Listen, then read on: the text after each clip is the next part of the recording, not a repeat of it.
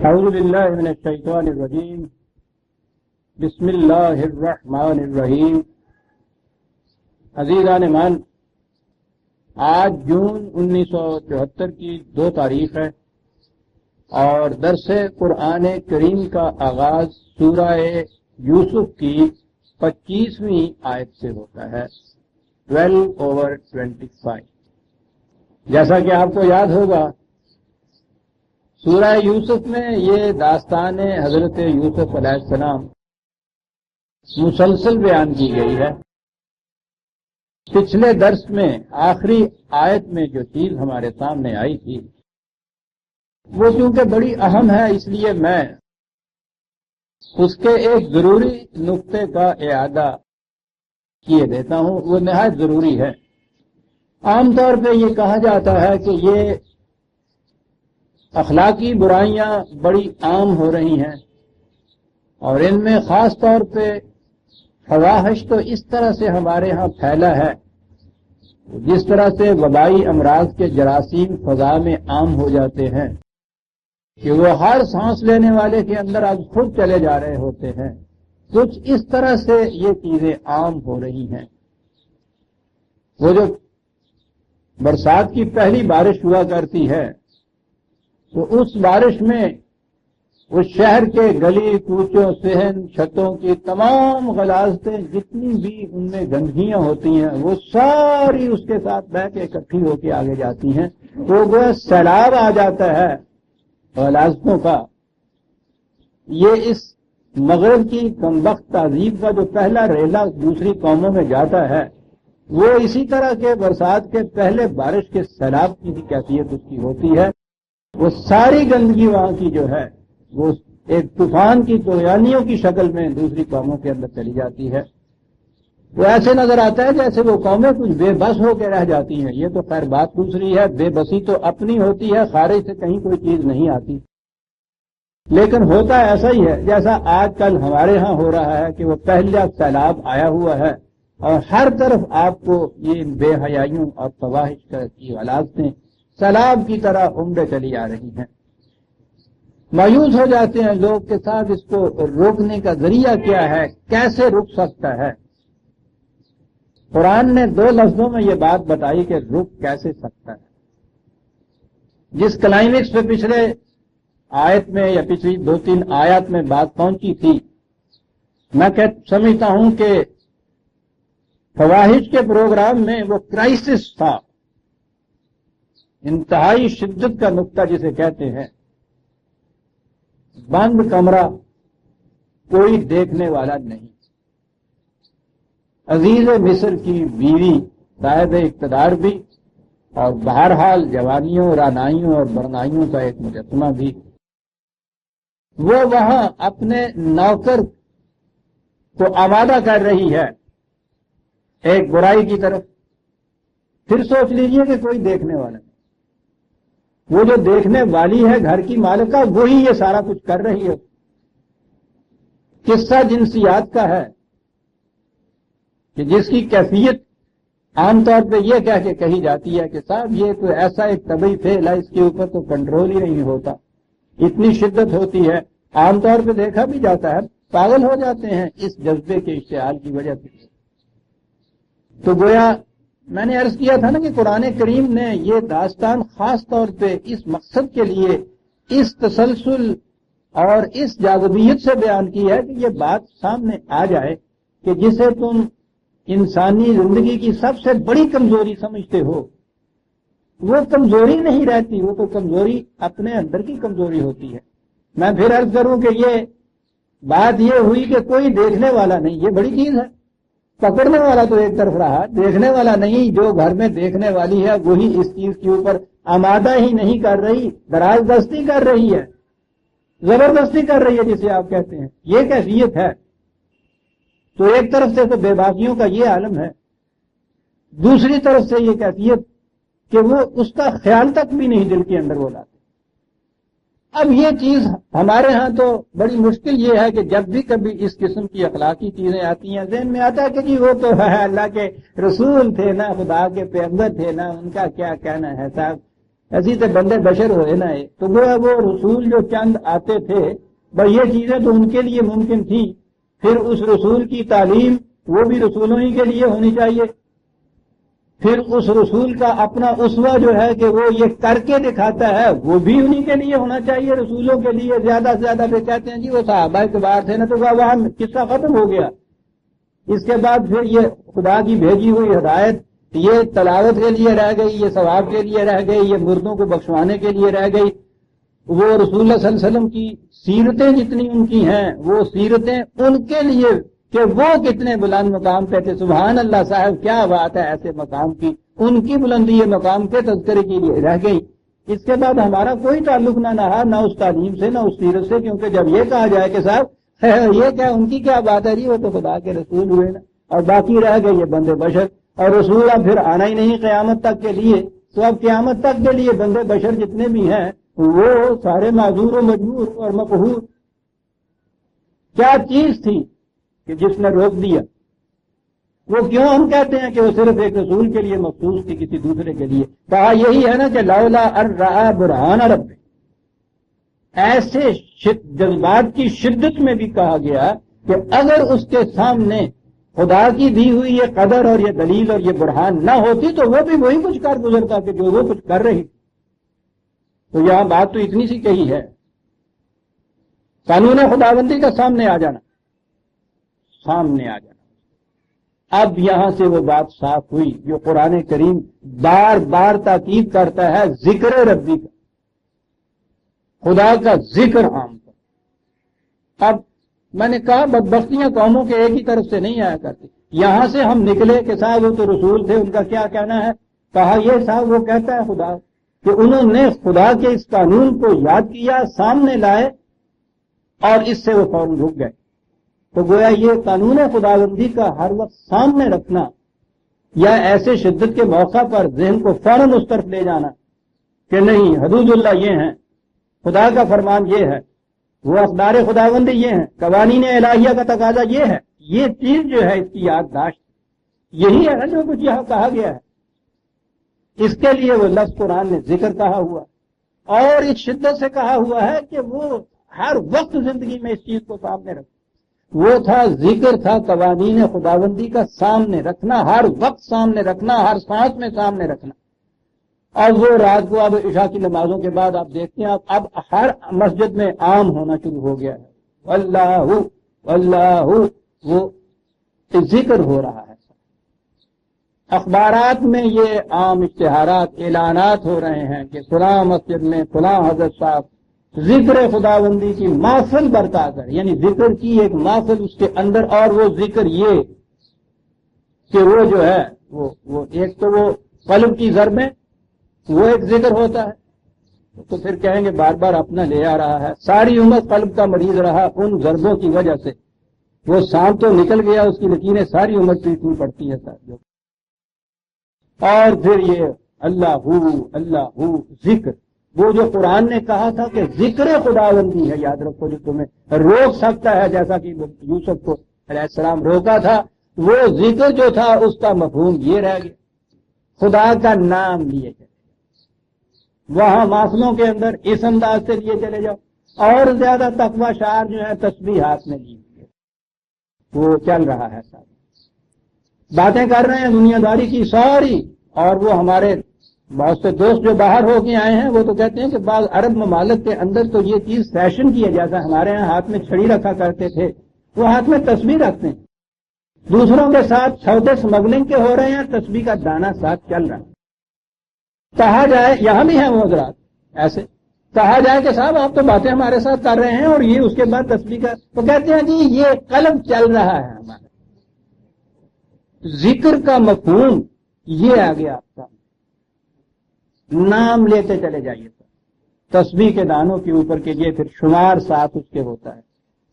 عزیزان من، اگر اللہ کا نام لینا، یہ کہنا اور اس کی تعداد جو ہے اتنی زیادہ بڑھے، یہ ذکر خداوندی ہے، صبح یہاں سے وہ فقیر شروع ہوتا ہے، دے جا اللہ کے نام پہ، دے جا اللہ کے نام پہ، دے جا اللہ کے نام پہ، دے جا اللہ کے نام کے، رات کے 12 بجے تک اس کی آواز آتی ہے۔ یہ سب سے بڑا ذاکر یہ ہے، ذکر خداوندی ہو رہا ہے اور روٹی مانگ رہا ہے خدا واسطے کی خیرات کی.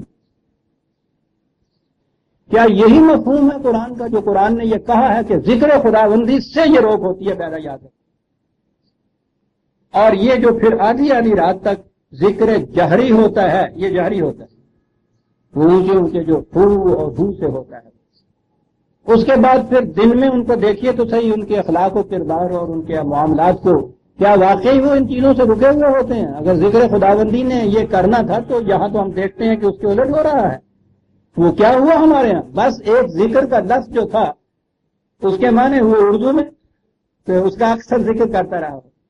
ذکر کرنا اردو کے اندر تو یہی ہوتا ہے نا کہ اس کا نام لیتے رہو. یاد خداوندی پھر آ گیا اس کا دوسرا ترجمہ، وہ یاد یہی چیز ہے کہ وہ خدا کا نام لیتے رہو. سر ذکر خدا کا نام کچھ خفی کچھ جہری، اور اس سے کہا کہ قرآن نے جو کچھ کہا ہے ہم قرآن نے کہا یہاں یہ ہے کہ وہ یوسف بھی یہ کر گزرتا، اب یہاں جو ہے کہ وہ بھی کر گزرتا. نظر آیا نا کہ یہاں رسول ہونا اور نہ ہونا جو تھا یہاں تک کوئی اس میں فرق نہیں پڑا ہے، ایک بشری حیثیت ہے، کر گزرتا بشری حیثیت ہے وہ. یعنی یہ نہیں ہے کہ وہ جسے ہم رسول کہتے ہیں وہ خدا کی طرف سے مجبور کر دیا جاتا ہے اس چیز پہ تو وہ نیکوکاری کی زندگی بسر کرے، اپنے اختیار و ارادے سے یہ نہیں کرتا. ہمارے ذہن میں تو کچھ ایسا ہی ہے نا، جب ہم کہتے ہیں کہ رسول معصوم ہوتا ہے تو اس کے معنی ہوتے ہیں کہ خدا کی طرف سے اسے معصوم بنا دیا جاتا ہے، وہ یہ کچھ کر ہی نہیں سکتا. تو کون سی یہ خوبی ہوئی صاحب کسی چیز؟ معاف رکھیے گا اگر یہ صورت ہے کہ خدا کی طرف سے وہ ایسا بنا دیا جاتا ہے کہ وہ کوئی چیز گناہ کی کر ہی نہیں سکتا، تو آپ کریڈٹ دیں گے بکری کو کہ صاحب میں نے تو کبھی ساری عمر کاٹا ہی نہیں گوشت کی شیر کی طرح کسی کو، بہت معصوم. غلط چیزیں، بڑے غلط تصورات. رسول بھی ان جذبات کے اعتبار سے بشری حیثیت رکھتا ہے. اس کی سیرت کی پاکیزگی اس کی اپنے فیصلوں کا نتیجہ ہوتی ہے، اپنے کریکٹر کا نتیجہ ہوتی ہے، اپنے اخلاق کا نتیجہ ہوتی ہے. خدا کے تو وہ اقدار اور قوانین جو اس پہ وحی کے ذریعے آتے ہیں بس یہ ہے کہ اسے پہلے مل جاتے ہیں، دوسرے لوگوں کو اس کی وساطت سے بعد میں ملتے ہیں، دونوں کے سامنے یکساں طور پہ ہوتے ہیں. ذکر خداوندی یہ ہے کہ ایسے وقت میں جب جذبات کی شدت کا کوئی تقاضا اور ہو فوراً یہ چیز یاد آ جائے کہ نہیں میرے خدا نے اس کے متعلق یہ کہا. یہ ہے وہ ایمان خدا کے ان افطار پر، ان قوانین کہ ایسے وقت میں جب وہ سامنے آئیں تو پھر وہ یوسف کی ہی کیفیت پیدا ہو جائے. آگے جو کہا انہ من عبادنا المخلصین، ہمارے مخلص بندوں میں سے تھا، تو اب یہ اخلاص جو ہے بندوں میں سے یہ بھی رسولوں کے لیے مختص ہو کے رہ گیا، آگے نہیں جائے گا.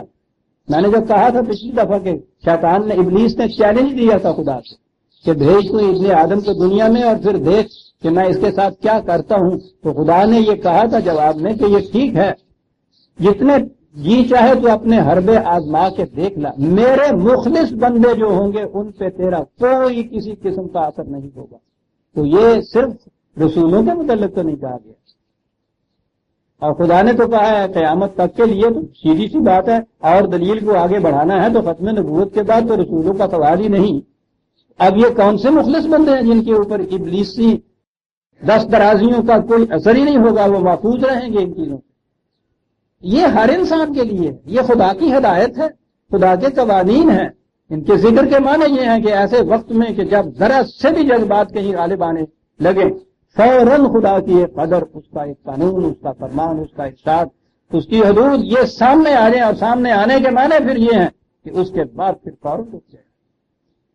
ان عادی مجرموں کے علاوہ کہ جو بہرحال آپ وہ جرم میں اتنے آگے چلے جاتے ہیں وہ بات اور ہو جاتی ہے، ورنہ عام طور پہ یہ جرم جو ہوتے ہیں یہ چور راتوں کو کیوں چوری کرتے ہیں، یا کہیے کرتے تھے، اب تو بہرحال دن اور رات کا فرق ہی نہیں رہا، اتنا عام ہو گیا ہے یہ.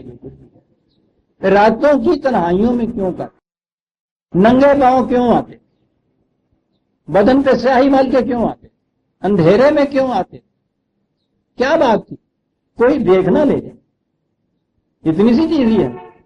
اس کمرے کے اندر تو کوئی دیکھنے والا نہیں تھا، یہاں یوسف تھا، اور وہ گھر کی مالکہ جو تھی وہی مجبور کر رہی تھی. کیا چیز ہے جس نے روک دیا؟ لولا ان رأى برہان ربہ، تو یہ برہان رب صرف یوسف کے لیے تو نہیں؟ کیا آج ہمارے پاس برہان رب نہیں ہے؟ پورا قرآن برہان ربی ہے. یہ چیزیں ہمارے سامنے نہیں آتی ہیں اسی طرح. ہم کیوں نہیں رکتے اس کے لیے؟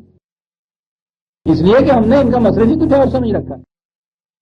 وہ جو میں نے کہا ہے کہ وہ چور کیوں نہیں چوری کرتا تھا کسی کے سامنے؟ اگر ذرا سا کھٹکا بھی ہو جاتا تھا تو اپنی جان پہ کھیل جاتا تھا. 3 منزلوں کے مکانوں سے وہ کود کے جان نیچے گر کے جان دے دیتے تھے کہ کوئی دیکھ نہ لے, کسی نے سن پایا ہے, میری آہٹ ہو گئی ہے. کیا بات تھی؟ اس کے سامنے فوراً آ جاتی تھی تعزیرات پاکستان کی وہ دفعات کہ اس کے تابع اگر پکڑا گیا تو اس کے بعد یہ ہوگا اور یہ جیل ہوگی. یہ ہے ذکر ربی. لیکن جب یہ تعزیرات پاکستان, یہ پولیس, یہ گرفت کے محکمے, فیصلے کرنے والے وہ سارے کے سارے ہی مجرموں کی صف کے اندر آ جائیں تو پھر دن اور رات کی تمیز کا سوال ہی نہیں. وہ یوسف کا بند کمرہ تو ایک طرف سر راہ جو شاہراہوں سے ہو رہا ہے ہمارے ہاں, پھر وہ شروع ہو جاتا ہے کیونکہ وہ دیکھنے والے کا ڈر ختم ہوا, گرفت کا وہ جو خدشہ تھا وہ نکل گیا. اور اس دیکھنے والے نے تو یہ کہا تھا کہ میں دل کے ارادوں اور نگاہ کی خیانتوں تک سے واقف ہوں. اور جرم کی تو ابتدا ہی دل کے ارادے اور نگاہ کی خیانت سے ہوتی ہے. ارادہ نہ آنے دیجیے دل میں, قائم نہ ہونے دیجیے نگاہ کو. آپ دیکھیے گا کہ کوئی جرم آپ نہیں کر سکیں. اس کی تو بنیاد دل کا ارادہ اور نگاہ کی خیانت ہے. عزیزان, کیا چیز اس کو روکے گی؟ برہان ربی روک سکتی ہے. وہ قیامت تک کے لیے. وہی ماننے والے اور نہ ماننے والوں میں تو فرق ہی اتنا ہے کہ ایسے وقت میں جب دنیا کی کوئی طاقت نہیں روک سکتی, وہی ماننے والا جو ہے اس کے سامنے خدا کی وحی آ جاتی ہے. نہ ماننے والے کے سامنے دنیا کی یہ مشینری جو ہے جرائم کی اور اس کی تعزیرات کی, صرف وہ مشینری ہوتی ہے. اور یہ مشینری دل کے ارادوں تک تو پہنچ نہیں سکتی. یہ تو جب تک وہ جرم کا مرتکب نہ ہو جائے مجرم تک وہ معنی قرار ہی نہیں پاتا دیا جاتا. وہ آپ اپنے کمرے میں بیٹھے ہوئے ہو, ملنے کے لیے دوست آ گیا, سامنے بیٹھا ہے, آپ کے نہایت اچھا قلم آپ کے سامنے رکھا, اور اس کے دل میں یہ آئے کہ یہ ذرا اٹھ کے کہیں اندر جائے اور یہ قلم جو ہے میرے جیب کے اندر آ جاتا. باتیں کر رہا ہے آپ سے, سارا وقت اس انتظار میں بیٹھا ہے, شومیے قسمت کہ آپ اٹھ کے نہیں گئے, اور وہ ہاتھ ملتا ہوا, افسوس کرتا ہوا, لانتے بھیجتا ہوا تمہارے اوپر کہ کم وقت کی اتنی بھی کیفیت یہ ہے, مہمان کا اتنا بھی خیال نہیں کیا, اور اٹھ کے چلے آئے. دنیا کا کوئی قانون اسے مجرم نہیں قرار دے. سرکار کا جرم تو اس وقت ہوگا جب یہ اس شے کو چڑھا کے جیل میں لے جائے اور پھر باہر جا کے پکڑائے. لیکن برہان ربی یا ذکر ربی جسے کہتے ہیں قلب چلتا ہے عزیزان ایمان, اس کے معنی یہ ہے کہ دل میں ارادہ تک نہیں آنے پاتا جرم کا جب خدا کا ذکر سامنے آتا ہے. قلب کے چلنے کے یہ معنی, اسے ذکر خفی کہا جائے گا. انسان کے اپنے خیالات کے اندر یہ اتنا رچا بسا ہوا ہو یہ ذکر کہ ارادہ تک بھی نہ اس کے خلاف جانے پائے. یہ ہے ذکر خفی اور ذکر جہی. اسی لیے قرآن نے جب فحشاء کے متعلق کہا ہے نا کہ فحش سے بچو ظاہر ہو و باطن ہو, اس کے ظواہر سے تو عزیزان من بچا جا سکتا ہے, ذرا آسانی ہوتی ہے. پولیس کا ڈرنا صحیح, معاشرے کا ہی صحیح, وہ جو چیز ظاہر میں آ جاتی ہے. لیکن یہ جو دل کے اندر ارادہ آنے والی بات ہے, اس کو تو کوئی بھی نہیں دیکھ سکتا. سامنے بیٹھا ہوا آپ کا دوست نہیں پہچان رہا تھا کہ اس کے دل میں یہ ہے اس وقت. اور اگلی بات تو پھر وہ ایک قدم ہی اور رہ جاتی ہے. دل میں سارے خیالات آپ کے ہاں ہوں تو پھر یہ ہے کہ باہر کے حالات جب آپ کو موقع بہم پہنچا دے ویسا کرنے کا, بس اس کے بعد پھر کوئی دقت ہی نہیں رہتی. یہ ہے دل کے اندر ذکر خدا. یہ ہے عزیزان ایمان یہ چیز جو لوگ کہتی ہے. یہ آپ کے ہاں کہ باہر کی مشینریاں جو ہیں جرائم سے باز رکھنے کی, انصاف کو نافذ کرنے کی, میں نے عرض کیا ہے نا, تو ان لوگوں کے لیے ہیں جو قانون شکنی پہ اتر آتے ہیں. اب تو خیر سارے اتر آتے ہیں. جو استثناء ہوتا تھا یہ چیزیں استثنائی ہوتی ہیں, اور اسی لیے جب یہ چیز عام ہو جاتی ہے تو یہ مشینری بیچاری فیل ہو جاتی ہے. یعنی کس طرح سے ایک ایک شخص کے اوپر ایک ایک سپاہی رکھا جائے, اور پھر اگلی بات کے سپاہی کے اوپر پھر سپاہی رکھا جائے. میں نے اپنے کانوں سے سنا, کراچی میں تھا جس زمانے میں پولیس یہ جو سڑکوں کے اوپر تہ بازاری میں یہ بیٹھ جاتے ہیں نا فٹ پاتھ پہ, اور یہ کھانچے والے اور یہ ریڑیوں والے, اور ان سے پتہ نہیں وہ قانون ہے بھی یا نہیں ہے, بہرحال شام کے وقت وہ جو کانسٹیبل وہاں چوراہے پہ کھڑا ہوتا تھا، ان سے 8 آنے اس سے روپیہ اس سے اس کے حساب سے وہ وصول کرتے تھے. وہ کھلے بندوں یہ کچھ ہوتا تھا. اچھی بات. یہ عام ہو گئی وبا کرپشن کی، رشوت کی. ایک شام وہاں ہم نے سنا وہ سپاہی کو دے رہا تھا وہی روز کا روپیہ. اس نے کہا کہ نہیں آپ 1.25 روپیہ دو. اس نے کہا وہ آپ 1.25 روپیہ کا ہے تو کہنے لگے کہ گورنمنٹ نے اینٹی کرپشن ڈپارٹمنٹ ایک کام کر دیا ہے ہمارے اوپر، 4 آنے ان کے بھی تو ہونے چاہیے. اینٹی کرپشن محکمہ انسداد رشوت ستانی، دیکھیے کتنا جلیل قدر نام ہے، جل جلال. اس نے کہا جوانی اور دو. یہ ہو ہی نہیں سکتا عزیزان من. ہم جو روز کوستے رہتے ہیں نا گورنمنٹ کو، یا پولیس ایسا کر دیا اور عدالتیں ایسا کرتی ہیں اور یہ وہ کچھ ہو رہا ہے، پورے کا پورا معاشرہ جب یہ چیز پھر اتر آئے تو اس وقت مشینری کوئی بھی اس قسم کی جو ہو وہ کامیاب ہو ہی نہیں سکتی. ایک کے اوپر ایک کہاں رکھے اور watch dog over watch dog over watch dog, کہاں تک جائیں گے پھر؟ وہاں یہ بات نہیں رہتی. رہیں نہ رند یہ ظاہر کے بس کی بات نہیں. تمام شہر ہے، 2 4 10 کی بات نہیں. یہ صرف یہ ایک چیز روک سکتی ہے عزیزان مان، اقدار خداوندی پہ ایمان. اور اگلی چیز کہ یہ پھر بات کیسے پیدا ہوتی ہے، مکافات عمل کے قانون کے اوپر ایمان. کہ یہاں سوال یہ ہے ہی نہیں کہ کوئی دیکھنے والا ہے یا نہیں، پولیس مجھے پکڑتی ہے یا نہیں، پولیس نے چھوڑ دیا ہے، عدالت نے بھی چھوڑ دیا، گواہیاں نہیں ملی، سوال ہی نہیں. ایک اس وقت دیکھنے والا جب کوئی دیکھنے والا نہیں، اور وہ اس وقت پکڑنے والا جب دنیا کی کسی گرفت میں نہیں آ سکتا. قانون مکافات عمل آج خود جو نتائج پیدا کرتا چلا جاتا ہے. اس کے لیے نہ کسی سپاہی کی ضرورت ہوتی ہے، نہ پھر کسی مجسٹریٹ کی ضرورت ہوتی ہے، نہ کسی جیل خانے کی ضرورت ہوتی ہے. وہ از خود اپنے نتائج پیدا کرتا چلا جاتا ہے. یوں ہی آپ نے ایک غلط غذا کھائی اور اس کے بعد جو آپ کے پیٹ کا درد ہے، یہ باہر کی کوئی سزا اس کا مقابلہ نہیں کر سکتی. اتنی شدت کا وہ درد ہوتا ہے.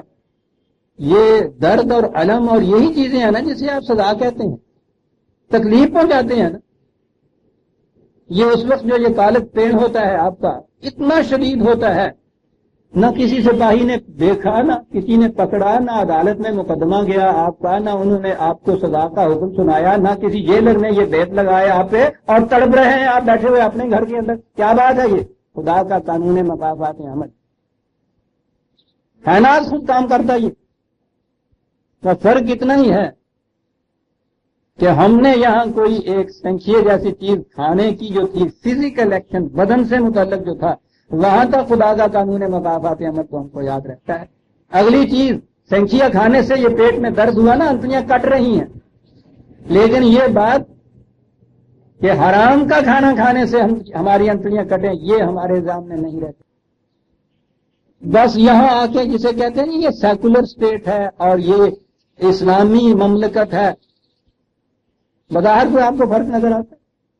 فرق یہ ہوتا ہے کہ سیکولر سٹیٹ صرف فزیکل جو لاز ہوتی ہیں، فزیکل زندگی جو طبعی زندگی ہوتی ہے، وہ اس تک ہی جا سکتی ہے. جرم کرے کوئی دیکھنے والا ہو، پکڑنے والا ہو، گرفتار کرنے والا ہو، پھر وہ بھی راشی نہ ہو، پھر مجسٹریٹ ہو، وہاں گواہ بھی صحیح طور پہ اوپر آئیں، ایمانداری دیانتداری سے وہ فیصلہ دے، اس کے بعد سزا اس کو ملے. یہ سیکولر یہیں تک جا سکتی ہے، اس سے آگے نہیں جا سکتی. لیکن مملکت خداوندی وہ ہے کہ جہاں دلوں کے اوپر نگاہ ہوتی ہے، اور باہر سے تو کسی کی ہو نہیں سکتی. ان کی اپنی نگاہ ہوتی ہے. صرف وہ مستثنیات کے جو ان چیزوں سے کسی وقت سہو ہوا، نسیان ہوا یا کوئی عادی ایسا ہو گیا، اس کے لیے یہ آپ کے ہاں کی مشینری ہوتی ہے. ہر ایک کے لیے نہیں ہو سکتی. یہ جو آج آپ کہہ رہے ہیں کہ سارا ہی معاشرہ یہ کچھ ہو گیا ہے، میں نے عرض کیا ہے نا کہ کوئی خارج کی مشینری سے نہیں روک سکتا، ناممکن. تو یہ چیز تھی جس نے روکا تھا، لولا ان رأى برہان ربہ. ایسے وقت میں جب جذبات کی شدت کا یہ عالم ہو جائے، باہر کے ایکسٹرینیس سرکمسٹانسز جو خارجی حالات ہیں وہ سارے مجبور کر رہے ہوں اس جرم کے ارتکاب کے اوپر، کریڈٹ مل رہا ہو اس کی نگاہوں میں وہ عزیز مصر کی بات ماننے سے آپ سمجھ سکتے ہیں تو پھر کتنا بظاہر جسے ہم کہتے ہیں مکان اونچا ہو سکتا تھا اور گھر میں کتنی عزت، تو پھر تو راضی عیش لکھتا ہے، اس کے بعد یہ سب کچھ نظر آ رہا ہے۔ اور آگے جا کے ہم دیکھیں گے جہاں حضرت یوسف نے یہ کہا کہ اے میرے رب، یہاں معاملہ یہ آ گیا ہے کہ مجھ سے یہ کہا جا رہا ہے کہ یا جبرن اس فوج کا ارتکاب کروں اور یا اس کی سزا سخت مجھے جیل خانے کی ملے گی۔ اے میرے رب، میں جیل خانے کو 1000 بار ترجیح دیتا ہوں، اس چیز کے اوپر مجھے توفیق عطا فرما کے میں جیل جاؤں اس کو۔ اللہ اکبر، کس چیز پہ جیل خانے کو ترجیح دی رہی؟ دنیا کے پوری عیش پرستیاں ساری سامنے، معاشرے کی وہاں کی عزت بھی ہو، تقریب بھی ہو، دولت بھی ہو، قوت بھی ملے، یہ سارا کچھ معاف رکھیے گا۔ میری بیٹیاں بہنیں بیٹھی ہیں، عزیز مصر کی بیوی کے ساتھ کسی گھر کے لڑکے کے تعلق ہو جائیں اس قسم کے، تو پھر آپ سمجھ سکتے ہیں یہ سب کچھ سامنے ہے۔ دوسری طرف نہ کرنے کا نتیجہ جیل خانہ نظر آ رہا ہے، وہاں دعا مانگی جا رہی ہے، کہا یہ جا رہا ہے کہ میں 1000 بار ترجیح دوں گا اس جیل خانے کو اس چیز کے اوپر، اور دعا یہ مانگی جا رہی ہے کہ مجھے توفیق نصیب ہو جائے کہ میں اس کو جھیل جاؤں۔ یہ چیزیں عزیزاً من خاصہ رسالت نہیں ہے، تمام انسانوں کے لیے ضابطۂ اخلاق ہے جو دیا گیا ہے۔ بہرحال وہاں یہ بات آگے چلتی ہے، یہ چلتی جائے گی، اور میں پھر آخر میں بتاؤں گا کہ قرآن کریم نے اس پوری سورہ میں اور ادھر حضرت مریم علیہ السلام کا متعلق جو سیرت بتائی ہے، عصمت کی پابندی کے اوپر کیوں اتنا زور دیا۔ اس کا تعلق افراد سے نہیں ہوتا عزیزان من، میں آپ کو بتاؤں گا، اقوام سے ہوتا ہے، ان کے عروج و زوال سے ہوتا ہے، ان کی موت و حیات سے ہوتا ہے تعلق، جنسیات کا تعلق۔ یہ وجہ ہے جو قرآن نے ایک قصہ عزیزان من اور پوری کی پوری صورت میں دوسری کہیں ارادہ ہی اس قسم کا نہیں ہوا ہے کہ کسی ایک مقام پہ پوری تفصیل کے ساتھ قصہ بیان ہوتا چلا جا رہا ہے۔ اور قصہ کیا بیان ہوتا چلا جا رہا ہے؟ حفاظت عصمت، اتنی اہمیت ہے اس کو حاصل۔ تجربہ کرنا ہو تو آج بھی کر کے دیکھیے، اس معاشرے کے اندر حفاظت عصمت جو ہے، کہیں اس کی پابندی کے اوپر لے آئیے معاشرے کو، عزیزان مان 100% نہیں تو 90% جرائم جو ہے ان کا خاتمہ ہو جائے۔ آگے بات آئے گی۔ بہرحال کمرے کے اندر یہ واقعہ یہاں تک آیا، آئیے پھر اس داستان کے ساتھ چلیں۔ کتنی دلکش ہے یہ داستان نور و نکھت۔ اس نے کہا کہ اور اس نے کہا معاذ اللہ انہ ربی احسن مثوا، احسن مثوا، اس جرم کے ارتکاب کے بعد جو تم مجھے مقام دینا چاہتی ہو میں جانتا ہوں تمہاری نگاہوں کے اندر بڑا ہوگا اور پھر بڑا معزز بنا دو گے تم مجھے، لیکن اس نے مجھے جو مقام عطا کیا ہے اس سے زیادہ حسین مقام تم مجھے دے نہیں سکتی۔ احسن مثوا، قرآن کے الفاظ ہیں عزیزان، احسن مثوا، تم کیا تو مہاراج اس نے یہ کہا، ہمت نہیں، ارادہ کیا، حالت ہے طلب، آؤ بالکل، بات آگے بڑھی۔ یہ جنون کا وقت بڑا سخت ہے عزیزان من۔ پھر میں کہوں گا اتنی سی عربی ضرور سیکھ چھوڑیے، لذت آشنا ہوئی ہے قرآن کے انداز کی جو الفاظ میں ہوتا ہے۔ ایک لفظ ہے فاستبق الباب، فاستبق کا نہیں کا، ذرا الف کے ساتھ دو ہو گئے نا اس میں نے کہا تھا نا کہ عربی زبان میں مادے سے جب وہ مختلف باب آتے ہیں تو وہ اس کے معنی اس کے ساتھ بدل جاتے ہیں۔ فاستبق، اب دیکھیے کہ اندر بات کیا ہو رہی ہے۔ قرآن ایک لفظ میں بیان کر رہا ہے، درمیان میں گیپ چھوڑ دیا ہے ایمائیت اور سجسٹیونیس کے لیے۔ اپنے ذہن سے اسے پورا کیجیے، کیا ہوا؟ کہا یہ ہے فاستبق الباب، کہ وہ دروازے کی طرف اس انداز سے بھاگے کہ دونوں میں سے ہر ایک کی کوشش یہ تھی کہ میں آگے چلے جاؤں۔ ایک لفظ ہے جی فاستبق، استبق ہے تو وہ سین بے قاف ہی نا سبق، اس کے معنی ہوتا ہے آگے بڑھنا، وہ آ گیا باب استفعال، استبق، گردان کی روح سے قاف کو ذرا لمبا کیا تو دو ہو گئے۔ اب ایک لفظ قرآن نے کہا ہے، کوئی لمبی چوڑی داستان نہیں بیان کر، سب کچھ کہہ جاتا ہے۔ تو جو میں نے کہا تھا کبھی کبھی کہ وہ شاعری کے اندر ہمارے ہاں یہ چیز آتی بتائی نہیں جاتی، بعض دفعہ یوں ہی ذہن میں تو چیزیں آ جاتی ہیں دور جاہلیت کی۔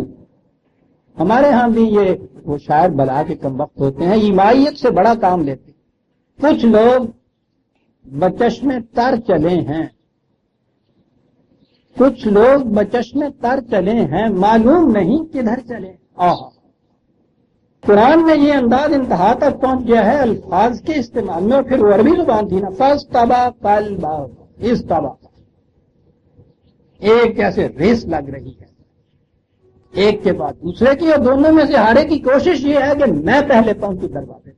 اس کی کوشش یہ ہے کہ دروازے کو بند جا کے ایسے کروں کہ نکلنے نہ پائے، اس کی کوشش یہ ہے کہ میں پہنچوں پہلے اور دروازے کو کھول دوں۔ استبق الباب۔ اور اس کشمکش میں وہ عصمت دامن جو تھی، فزیکل دامن کو میں کہہ رہا ہوں، وہ تو چلی جاتی ہے۔ وقدت قمیصہ من دبر، کچھ لمبی بات نہیں کی ہے، اس کشمکش کے اندر یوسف کی قمیض پیچھے سے کٹ، ساری بات صاف کہہ، ساری داستان کہہ جاتا ہے وہ۔ اس طبق الباب وقدت قمیصہ من دبر، کیا محاکات ہیں اس کے ساتھ، یہاں تک بھی۔ تو اگلی بات یہ ہوگی کہ اس میں بہرحال یوسف کامیاب ہو گیا۔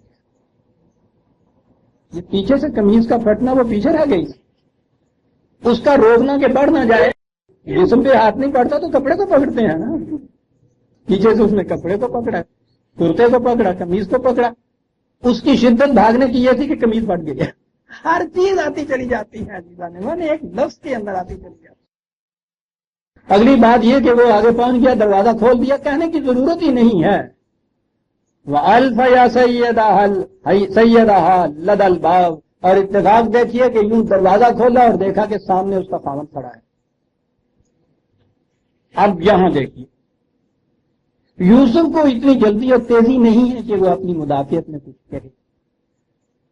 وہ جس کے من میں چور ہے نا، قرآن ہے صاحب، قالت، جھٹ بول اٹھی، حالانکہ پیچھے سے ذرا، قالت ما جزاء من اراد باهلك سوءا، کہو اس کی کیا سزا ہے کہ جو تمہاری بیوی کے ساتھ اس قسم کا ارادہ کرے۔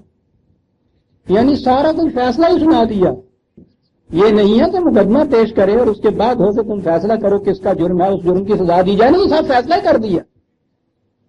حوث خام تھی نا، حوث خام میں یہ ہوتا ہے کہ بہرحال محبوب ہو اور اس کو سزا دلانے کی فکر کی جائے، حوث میں بھی پختگی ہو تو یہ بات نہیں ہے، بہت خام۔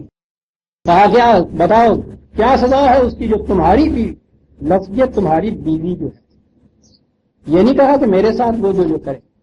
آپ دیکھتے جاتے ہیں الفاظ قرآن کے یہ، اس کی غیرت کو، اس کے مقام کو اسے پکارا ہے، تمہاری بیوی، اور اس پہ یہ ہاتھ ڈالے۔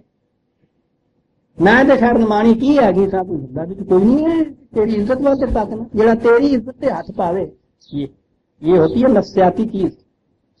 آگے چل کے آئے گا، اسی داستان میں بڑے عجیب ٹکڑے ہیں۔ ہائے، ایک ٹکڑا ہے جب وہاں سے وہ تو چھوٹا بھائی یوسف علیہ السلام کا بنیامین جن کا نام دیا جاتا ہے، وہ وہاں انہوں نے روک لیا تھا نا، وہ کٹورے کا قصہ آئے گا، اور یہ پھر واپس آئے تھے۔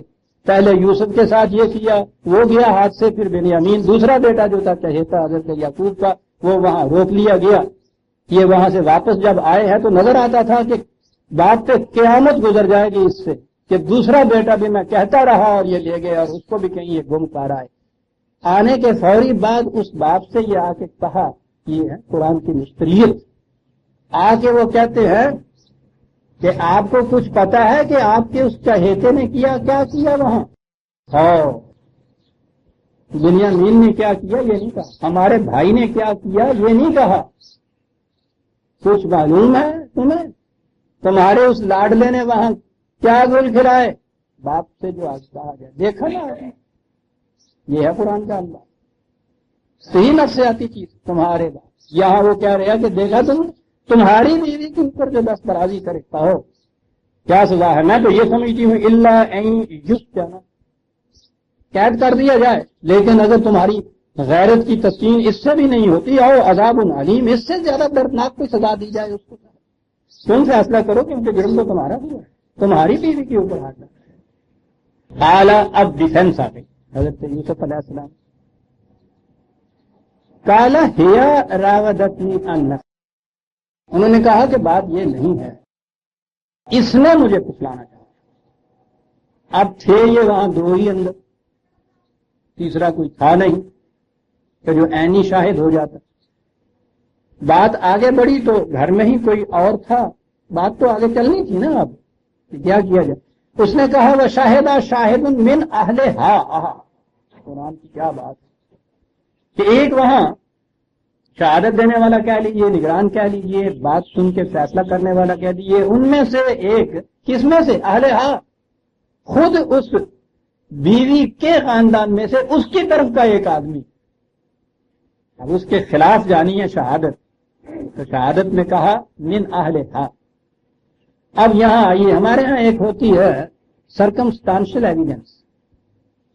کسی جرم کے ارتکاب کا جب کوئی گواہ نہ ملے، یعنی شاہد نہ ہو، گواہ نہ ہو، تو مقدمے کا فیصلہ پھر جج کیسے کرتا ہے؟ وہ ہوتی ہے سرکمسٹانشل ایویڈنس. حالات جو ہیں ان کو اگر بیان کیا جائے تو اس سے وہ کسی نتیجے پہ پہنچتا ہے. اب یہاں گواہ تو کوئی نہیں تھی، اس کمرے کے اندر جو واردات ہوئی ہے اس کا تو گواہ کوئی نہیں. وہ کہہ رہی ہے کہ اس نے جرم کیا، یہ جواب دے رہے ہیں کہ اس نے مجھے پھسلانا چاہا، تیسرا آدمی کوئی نہیں. تو فیصلہ کیسے ہو؟ یہ باہر جو بیٹھا ہے اس چیز کو سن کے کچھ کہنے والا، اس کے پاس کون سی ایویڈنس ہے؟ سرکمسٹانشل ایویڈنس، خارجی حالات کی شہادت. اور وہ یہ تھی کہ اس نے کہا کہ میں یہ سمجھتا ہوں، ابھی اس نے دیکھا نہیں ہے اس سارے قصے کو، کس کی قمیض کہاں سے پڑی. ان کانا قمیصہ قد من قبل فصدقت وہو من الکاذبین.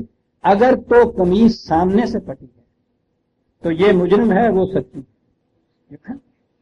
سرکمسٹانشل ایویڈنس بھی اس کمرے کے اندر کی واردات کے کیا مل سکتے تھے؟ وہاں ایک ہی چیز تھی، اور وہ کرتا پھٹ گیا تھا، اور اس پھٹنے کے ہی لیے اس نے یہ اس نتیجے پہ پہنچا. یہ ہوتی ہے جج کی نگاہ. اگر وہ سامنے سے پھٹا ہے تو اس کے یہ مانیا کہ یہ دست درازی کر رہا تھا اور وہ روک رہی تھی، یہ پھٹا. اور اگر وہ ان کانا قمیصہ قد من دبر فکذبت وہو من الصادقین، اور اگر وہ کرتا پیچھے سے پھٹا ہے تو اس کے یہ مانیا کہ یہ اس کے اس ارادے یا کشمکش سے بھاگ رہا تھا، وہ اس کو پکڑ رہی تھی، کرتا پھٹ گیا. فلما رأى قمیصہ من قد من دبر قالہ انہ من کیدکن. جب اس نے دیکھا عزیز مصر نے کہ وہ کرتا اس کا یا قمیص پیچھے سے ہی پھٹا ہوا تھا، بات ساری سامنے آ گئی، نظر آ گیا کہ وہ مجرم ہے. اب یہاں سے قرآن ایک اور داستان بیان کرتا ہے، اس معاشرے کی داستان بیان کر رہا ہے. قال انہ من کیدکن، وہ اسے کہہ رہا ہے اپنی بیوی کو. اب یہاں پھر ایک چیز قرآن کی آئی، اگر کسی ایک فرد کو کسی جرم کا ملزم یا مجرم قرار دیا جائے اور مطعون قرار دیا جائے تو یہ بڑی تلخ گزرتی. اور اگر ایک پورے گروہ کو کہہ دیا جائے نا تو یہ تھوڑا دکانداروں کا حال ہی یہ ہے. آپ دیکھتے ہیں کہ اس میں وہ جو چبن ہے نا تو نشتریت کم ہو جاتی ہے. اس میں کوئی دکاندار اگر کم تولے یا کوئی سودا آپ کو دے یا میزش اس میں ہو اور کوئی پکڑ لے اس کو کم تولنے والا اور اسے کہا یہ جائے کہ صاحب آج کل تم دکانداروں کا حال ہی یہ ہو گیا ہے، یہ کم. اگر یہ کہا جائے نا کہ نہیں صاحب وہ سب ٹھیک تولتے ہیں تم ایسے ہو جس جو یہ کرتے ہو، وہ ہوتی ہے چیز شدت کی. اب اس معاشرے میں نظر آ رہا ہے کہ کس طرح یہ چیز عام ہو رہی تھی. وہ کہتا ہے کہ انہ من کیدکن، یہ تو میں نظر آتا ہے کہ تمہارے وہی مکر جو تم روز کرتی پھرتی رہتی ہو، یہ اسی قسم کا ایک مکر ہے. تم سب معاشرے کی ساری عورتوں میں آ گئی بات. اب اس کے خلاف جو نشتر بنی تھی نا اس پہ حریری کپڑا لپیٹا گیا نشتر کی نوک کے اوپر. تم عورتوں کا جلن ہی یہ ہو گیا ہے آج کل، بڑا متواڈا اور کچھ نہیں ہے. انا قیدا کنہ عظیم، بے شک اس میں شبہ نہیں تم عورتوں کی یہ جو اس قسم کی مکاری کی چالیں ہیں بڑی خطرناک ہے. تو واز کہنا شروع کر دی. ابھی میں عرض کرتا ہوں ذرا آگے چل کے کہا گیا بات یہاں آ گئی انا قیدا کنہ عظیم.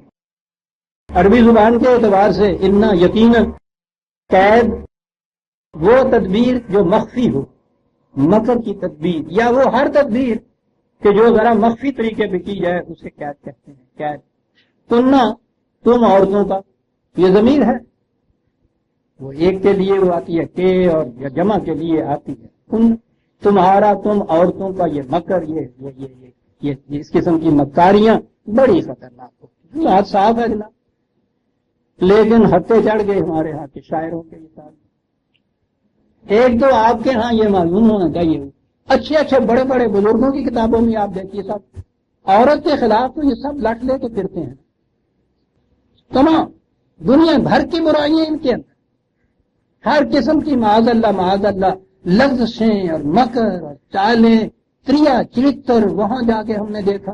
چلو ہندوؤں کے ہاں یہ صورت, آپ کے ہاں یہ سارا, یعنی جتنے آپ کے ہاں بڑے بڑے یہ بزرگ ہیں ان کی کوئی تصنیف اٹھا کے دیکھیے, وہ شروع کرتے ہیں کہ برائیوں کی ابتدا جنت کے اندر اور وہ حوا کے ہاتھوں شروع ہوئی, جس نے پھسلایا آدم کو, جرم اس کا پید وہاں سے ہوئی. اور پھر اس کے بعد یہ کشف الموجود دیکھ لیجیے اگر دادا صاحب کی اٹھا دیں کہ وہ جو پہلے دن عورت نے بیج بویا تھا اس قسم کی خباثت کا, برائی کا, مسلسل چلا آ رہا ہے, ساری برائیوں کا سرچشمہ اور عورت کے متعلق.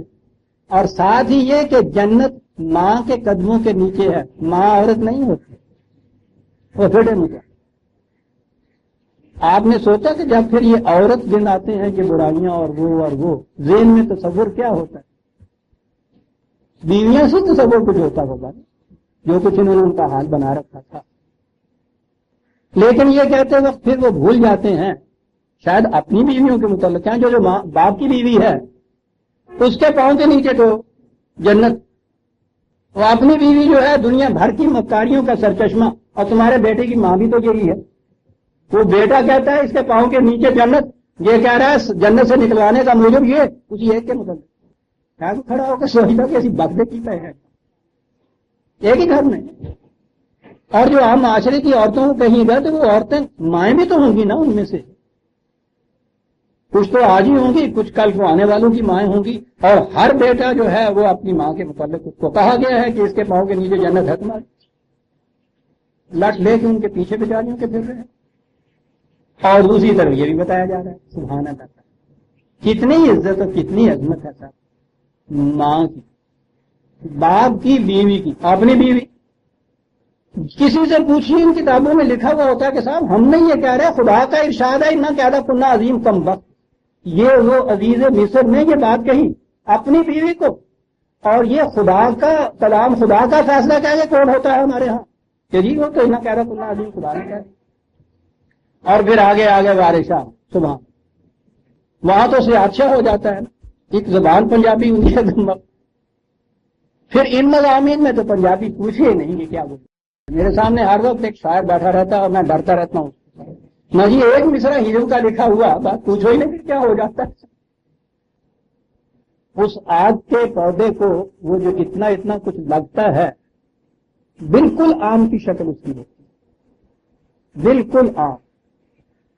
کہیں دیکھ لیجیے کسی وقت سبز آم جو ہے وہ ہوتا ہے, اوپر سے آم کی شکل, ثمرے بہشت. اور اس کو ذرا پونچھ مار کے جب طوطا یا جانور وہ دیکھے تو اس کے اندر سے وہ جو نکلتی ہیں وہ مائی بٹیاں انہوں نے کہتے ہیں پنجابی, وہ روئی کے قسم کی وہ چیز نکلتی ہے اور بڑی زہریلی ہوتی ہے. خود آگ کا دودھ ہی بڑا زہریلا ہوتا ہے اور وہ تو بڑی زہریلی ہوتی ہے, ذرا سی آنکھ میں کہیں پڑ جائے تو پوچھو نہیں کیا حشر برپا کر دیتی ہیں. یہ جو لگتا ہے نا آگ کے اس پیڑ کو, یہ اسے کہتے ہیں عقدی کنی, یہ اس کے لیے لفظ یہاں ہوا تھا لفظ کننا. وارث شاہ جب پھر بیان کرتے ہیں وہاں ذکر آتا ہے وہ عورتوں کا, تو بات تو وہ سہتی کی چلی ہوئی ہے, اسی کا جرم نہیں, لیکن وہ تو جو ہے نا جی بات جو بڑی دلچسپ ہے. تو بات تو چلی آتی تھی وہی ایک عورت کی, وہی جیسے یہاں اس کی بیوی کی بات چلی آتی ہے اور وہ کہہ رہا کننا کہہ رہا. وہاں پہنچ کے یہ شاعر تک بھی وہ مقابلے میں کہتے ہیں کہ اے تریم تا عورتیں, اے تریم تا مگر دیاں کنیاں نے. پھر نیچے حاشیے میں لکھا ہوتا ہے خدا کا فرمان ہے اتنا کہہ رہا کننا عظیم, وہاں سے لیا ہے شاعر نے کنیاں. شاعری اس میں بڑی مدد آ رہی ہے. بظاہر ان کی صورت پہ نہ جائیے, کانگریس بھیج جیسا عام نظر آئے گا, بس ذرا سا ان کا باطن تھوڑی زہر سے بری پڑی ہوتی ہے, لیکن وہ کنی جو ہے وہ یہاں سے لایا ہے. وہ اتنا قاعدہ کنہ عظیم, اے ترین تا مگر دیا کنیاں نے، ہے نا شاعری، اور سند میں یہ تھا کہ نہ کہہ رہا کو نازیم خدا کا فرمان تھا. اب اس کے بعد کیا کہا جائے؟ یوں ہوتی ہے ہمارے ہاں قرآن کی تفسیر. آپ کو شاید پتا نہ ہو، پیر وارث شاہ کا ختم شریف ہوتا ہے، 2 3 6 مہینے تک وہ رات کو بیٹھا جاتا ہے اور اس کو باقاعدہ پھر وہ پڑھنے والے جو ہے اس کا تو خاص ایک لہن ہے نا جس میں پڑھی جاتی ہے، بڑی دلکش ہوتی ہے. یہ سارا کچھ ہوتا ہے اور اس کے بعد پھر اس کا ختم شریف ہوتا ہے. وہ کہتے ہیں کہ یہ جس طرح سے مصنوعی کے متعلق کہہ دیا ہے کہ وہ ہست قرآن در زبان پہلوی مولانا روم کی مصنوعی، یہ فارسی زبان میں قرآن ہے، کیا پوچھیے پڑھ کے دیکھیے. ان کے متعلق بھی یہ ہوتا ہے کہ یہ ساری تفسیر ہے قرآن کی، اور وہ پڑھنے والا پھر تفسیر بتاتا ہے اس کی قرآن. اور انا کہہ رہا کنہ عظیم کہ ترین تا مقدیاں تمہیں یوں چلتی ہے یہ ساری بات. تو یہ اس عزیز مصر کا قصہ. اسے یہ کہا بیوی کو، اسے نہیں کہا کہ تو ایسی، تمہاری حالت ہی عورتوں کی ایسی. تو ٹھیک ہے، اس نے کہا کہ میرا کیا جرم، جب ساری عورتیں ہوتی ہی ایسی ہیں جیسی تم خود کہہ رہے ہو تو جرم کی شدت تو یہی ختم ہو گئی. اسے یہ کہا. ادھر بڑے عجیب نازک مقام آ گیا. قرآن بتا رہا ہے کہ یہ تہذیب و تمدن کا معاشرہ تھا اور بڑی بلندیوں پہ اس زمانے میں مصر کی تہذیب بڑی بلندیوں پہ پہنچی ہوئی، جس زمانے کا یہ ذکر آ رہا ہے. تہذیب اور تمدن کے دور میں پھر کیا کیفیت ہوتی ہے. یہ واقعہ کسی اجاڈ معاشرے میں ہوتا، جسے اجاڈ آپ کہتے ہیں. ہمارے ہاں کی گاؤں کی زندگی میں اگر ہوتا کہ سامنے یہ بات نظر آ جاتی کہ یہ بیوی جو ہے اس نے یہ کچھ کرنا چاہیے. عزیزان من، وہ بیوی ہوتی یا بیٹی ہوتی یا بہن ہوتی، جو بھی یہ دیکھ لیتا، پہلی چیز یہ تھی کہ اس کا سر قلم کر وہی مار دیتا، اور خاوند تو یقیناً مار دیتا، اس کی غیرت کا تقاضا یہ تھا. لیکن یہ تو دور جاہلیت کی باتیں ہیں. دور تمدن میں کیا ہوتا ہے؟ اسے تو یہ کہا کہ یہ نہیں کہ تو ایسی ہے، عورتیں ہوتی ہیں ایسی ہیں. بیوی کے متعلق یہ بات سامنے آ رہی ہے. تو یوسف یوسف ہو جا اچھا مٹی پر تصویر کھینچ کے رکھ دی عزیزہ نے مان. قرآن کو 1400 سال پہلے کی آج کا قصہ ہو رہا ہے. میں پھر یہ دوہرا دوں، ہماری جہالت کے قصے میں، ہمارے گاؤں کے قصے میں، مجھے اپنے گاؤں کا پتا ہے، وہاں تو یہ واقعات کہیں صدیوں میں کہیں ایک دفعہ کہیں ہوتے تھے. مشہور تھا یہ ہمارے ہاں کا کہ کوئی ایک لڑکی کسی منگیتر کے ساتھ نکل کے غیر بھی نہیں، یعنی ابھی شادی نہیں ہوئی تھی. تو مشہور تھا ہمارے ہاں، ہم وہ مکان دیکھنے جایا کرتے تھے کہ جب وہ آئی ہے یا وہ لائے ہیں، باپ نے اس کو گلا گھونٹ کے مار دیا اور گھر میں جو دہلیز ہوتی ہے اس کے نیچے قبر کھود کے اور وہاں دبا رکھا تھا. وہ دہلیز مشہور تھی سارے علاقے میں. ہم دیکھنے جایا کرتے تھے کہ یہاں وہ لڑکی دفن ہوئی تھی جو شادی سے پہلے منگیتر کے ساتھ چلی گئی تھی. یہ تھا نا ہماری دور جاہلیت. دور تمدن ہے، سامنے وہ واقعہ آ گیا ہے، شہادت مل گئی ہے، اسے لان تان بھی کر رہا ہے اور اسے کہتا ہے کہ یوسف جاؤ قصہ چھوڑو، جانے دے، بات بڑھاؤ نہیں، بس بات لعنت لگ مٹی پاؤ پنجابی جن کے اندر قصہ چھوڑو. یہاں یہ چیز آ جاتی. کیا بات ہے ہمارے اکبر الہ آبادی کی بھی بات تو ایسی حملہ کر جاتی. خدا کے فضل سے بیوی میاں دونوں مہذب جی، خدا کے فضل سے بیوی میاں دونوں مہذب ہیں. اسے غیرت نہیں آتی، اسے غصہ نہیں ہے، دونوں مہذب. اور سن رکھیے عزیزان مان، جس قوم سے غیرت نکل جاتی ہے دنیا کی ذلیل ترین کام ہو جاتی ہے صاحب. نہ وہ خود بچ سکتی ہے، نہ دنیا کا کوئی حمایتی اس کو بچا سکتا ہے دنیا میں. جس قوم کے دل سے غیرت نکلتی ہے، غیرت ہی ایک جذبہ ہے جو انسان کو ہر قسم کی مدافعت کے لیے تیار کر دیتا ہے، ہر قسم کے حملے کے لیے تیار کر دیتا ہے. غیرت نکال دیجیے کسی قوم کے اندر سے، قوم چلتی پھرتی لاشیں ہوتے رہتے. کسی بے غیرت انسان کو معاف رکھیے گا. یہ جو ہمارے ہاں کے یہ بیٹیوں کو بیچتے ہیں، بیویوں کے ساتھ یہ کچھ ہوتا ہے، ان کے ہاں ہوتا کیا ہے تو غیرت ہی ہے نا بیچ میں سے جو نکل گئی. اور جب یہ افراد کی بجائے کہیں آگے چل کے قوم کی یہ حالت ہو جائے کہ اسے پھر کسی بات پہ بھی غصہ نہ آئے، کیا وہ قوم ہندو کا مقابلہ کر سکتی ہے عزیزان من؟ اس قوم کے متعلق بہت پہلے میں نے یہ بات بھانپی تھی، لکھ دی تھی، میرے پیچھے پڑ گئے تھے دوست کہ کیا کیا تم نے. ہماری تقسیم کے زمانے میں جو کچھ ہم سے ہمارے ساتھ اور ہوا تھا اسے چھوڑ دیجیے.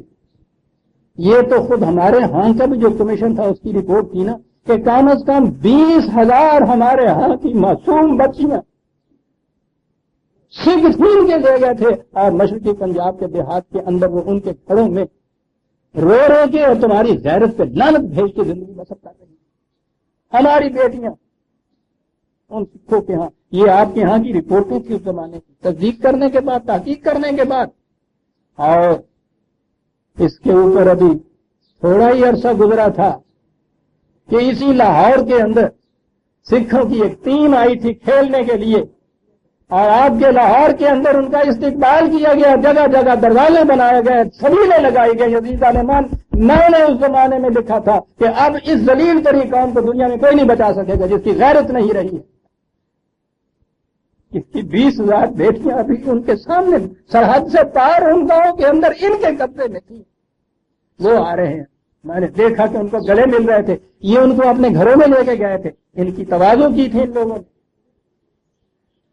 روہیلے نے تو وہ 200 سال پہلے یہ بات کہی تھی، غلام قادر روہیلے، کہ جب اس نے مغلیہ بادشاہ کو محل کو فتح کیا، سلطنت کو فتح کیا، بادشاہ کی آنکھوں میں سلائی بھروا دی، تو اس کے بعد اقبال نے اپنے اس نظم کو لکھا ہے.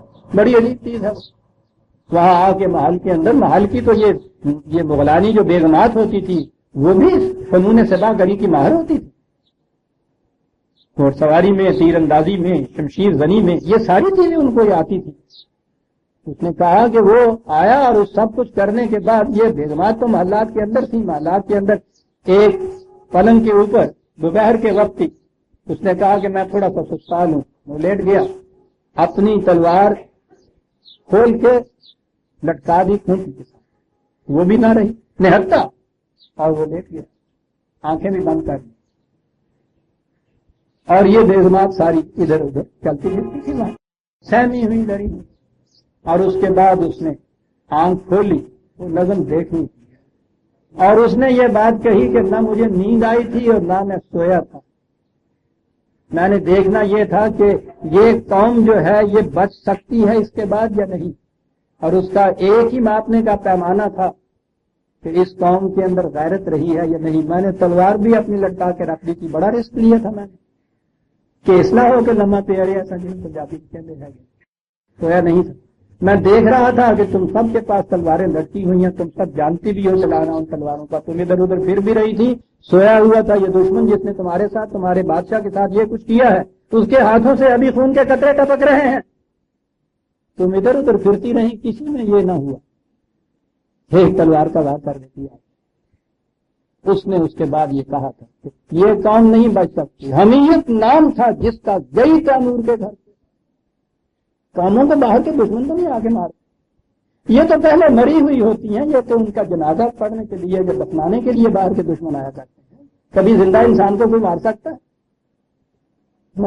تو کہتا ہے یوسف اور انہا مہذب ہے، جانے دے کس کے کچھ بات نہ مٹی ڈالو اس کے اوپر.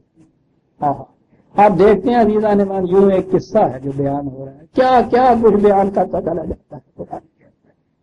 وَاسْتَغْفِرِي لِذَنبِكِ، اس نے کہا، اس سے معلوم ہے اِنَّا کے كُنتَ مِنَ الْخَاطِئِينَ، تو ہی قصوروار، چڑھا تمہاری معلوم. چل چلے، معاملہ ختم ہو گیا، قصہ ختم ہو گیا. وَقَالَ نِسْوَةٌ فِي الْمَدِينَةِ، وقال نسبۃ فی المدینۃ امرأۃ العزیز سے، معاشرہ سارا ہی مہذب تھا نا، چرچا ہو گیا سارے بڑی بڑی کوٹھیوں میں، بڑے بڑے محلوں کے اندر. نہیں کوئی سنیا ہی ہوں نہیں چرچا تو ہوگی تو چرچا. دیکھا اس کو بدھو کہیں گھر کا نوکر ہے، اس کو ہی نہیں بتا سکی آپ نے بات، الٹی مجرم بن کے بیٹھ گئے، مجرم بن کے بیٹھ گئے. یہی چرچا تھا نا. امرات العزیز تراود فتح عن نفسہ قد شغفها حبا. نوکر کی محبت، غلام کی محبت بڑی دل میں گھر کر گئی ہے اس کے، وہ کوشش کرتی ہے اس کو پھسلانے کو، اور یہ بھی نہیں کر سکی اس کے بعد، اور مجرم بن کے بیٹھ گئے. انہا لنراہ فی ضلال مبین. تو اس میں کھلی ہوئی گمراہی کے اندر نظر آ رہی ہے. یہ چیز جیسے کسی نے کہا شکاری بنی پھر جائے گا، کوئی بیوی نہیں پھڑنی آتی ہے. مہذب سوسائٹی ہے. فلما سمعت بمکرہن، یہ اس کے اندر بھی ان کی کوئی اپنی چال نہیں. چلو دیکھیں تو صحیح ہے وہ کہتا ہے، چلو آزما کے دیکھیں کیسے نہیں پھنس سکتا، اسے آتا ہی نہیں ہے. قرآن نے تفصیل نہیں بتائی، ساری تفصیلیں اس کے اندر آ جاتی مکرہن. اور یہ مکر کہنا جو ہے یہی نہیں آیا، آگے چل کے یہ مقدمہ آئے گا، عدالت میں پیش ہوگا، وہاں پھر یہ اقرار کریں گی کہ واقعی ہماری ایک سازش جس کے ماتحت ہم نے یہ سب ڈھونگ رچایا تھا، وہاں آگے آئے گی بات. تفصیل نہیں قرآن دیتا. ارسلت الیہن وعاتدت لہن متکئا واتت کل واحدۃ منہن سکینا وقالت اخرج علیہن. اس نے بہرحال یہ بات سنی، اس نے یہ بتانے کے لیے کہ یہ خامخواہ مجھے متون کرتی ہو، تم آ کے دیکھ لو، کوشش کر کے دیکھ لو. مجھے جو کہہ رہی ہے ممکن ہے وہ کہتی ہوں نا کہ یہ اس میں بھی ناکام رہی ہے، اس کو اتنا بھی نہیں آتا، بنی پھرتی ہے، یا اس میں اتنی بھی جاذبیت نہیں ہے کہ ایک غلامی اس پہ ریچ جائے. انہوں نے کہا کہ تم بہت زیادہ بڑی پھرتی ہو، کاریگر اور بہت زیادہ حسین ہو رہا، تم آ جاؤ. یعنی کچھ اس قسم کی چیزیں ہیں جو اس کے اندر سے نکلتی ہیں. انتظام کیا اس نے کہ صبح شام کی چائے ہمارے ساتھ پیجیے گا، رات کا کھانا یہیں آگے کھائیے گا، میز کرسی لگائی گئی. اب دیکھیے وہ معاشرہ مہذب ہے، قرآن یہ بتاتا ہے. اور چھری کانٹے ان کے ہاتھ دے دیے گئے، چھریاں بھی ہاتھ میں دے دیے گئے. یہ سارا کچھ یہ کچھ ہوا بیٹھے. تو اس کے بعد اس نے یہ کہا کالا تخرج علیہ، یوسف سے کہا کہ آؤ ذرا باہر آؤ. ٹھیک ہے وہ آئے. تفصیل پھر نہیں ہے کہ کیا ہوا یا کیا صورت.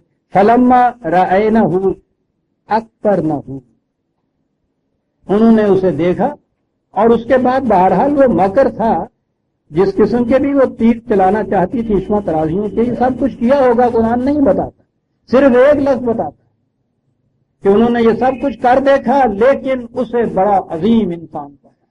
بات ختم ہو. یہاں لفظ اکبرنہ، یعنی یہ خاص طور پہ یہ جو کبریائی ہوتی ہے، کبر، ہمارے ہاں تو پھر یہ تکبر ہو گیا نا، تکبر آزادی اڑا خار کر دے. تو اس قدر مضمون ہو گیا ہے یہ لفظ، بھول گئے کہ خدا نے اپنے آپ کو المتکبر کہا ہے. 5 دفعہ ہم اللہ اکبر پکارتے ہیں، یہ تو وہی ہے.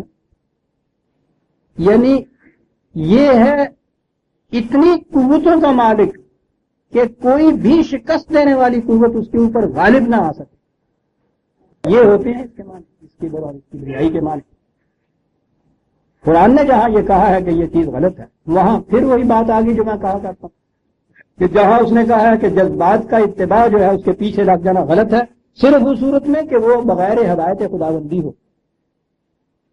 ہدایت خداوندی کی حدود کے اندر جذبات کی تسکین کوئی مضمون چیز نہیں ہے، یہ تو مستحسن ہے. اسی طرح سے استعلاء یا استولاء یا تکبر فی الارض جو قرآن نے کہا ہے نا، ہمیشہ کہا بغیر الحق. اگر وہ قوانین خداوندی کے خلاف ہے تو پھر بری بات ہے،